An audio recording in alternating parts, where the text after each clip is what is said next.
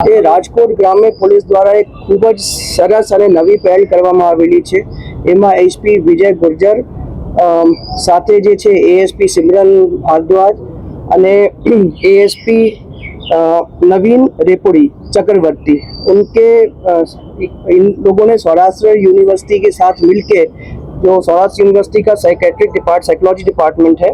उसके साथ मिलके एक छोटा सा यहाँ पे काउंसलिंग सेंटर खोला है અને આ કાઉન્સલિંગ સેન્ટરમાં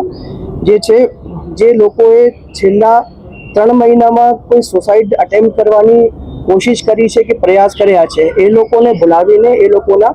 ઇનિશિયલ અસેસમેન્ટ કરવામાં આવશે અને આ લોકોને મેન્ટલ અને સાયકોલોજીકલ હેલ્થનું એસેસમેન્ટ કરવામાં આવશે અને જે સાયકોલોજીકલ હેલ્થ આધારે લાગશે કે કંઈ ફર્ધર જે છે એને સાયકેટ્રિક કે સાયકોલોજીકલ ટ્રીટમેન્ટની જરૂર છે તો કન્સર્ન જે છે સ્પેશિયલિસ્ટને સંપર્ક કરીને આ લોકોને ફર્ધર ટ્રીટમેન્ટ માટે મોકલવામાં આવશે। આ જે છે હાલ જે છેલ્લા 3 મહિનાના જે સુસાઇડના ડેટા છે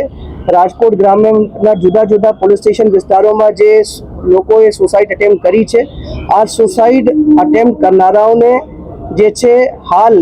ઇનિશિયલી આ કાઉન્સલિંગ સેન્ટરની મુલાકાત માટે બોલાવ્યા છે। એવા જે આઈડેન્ટિફાઈડ 217 લોકો છે જે લોકોએ છેલ્લા 3 મહિનામાં આવી રીતના અલગ અલગ તરીકેથી પ્રયાસ કર્યા છે।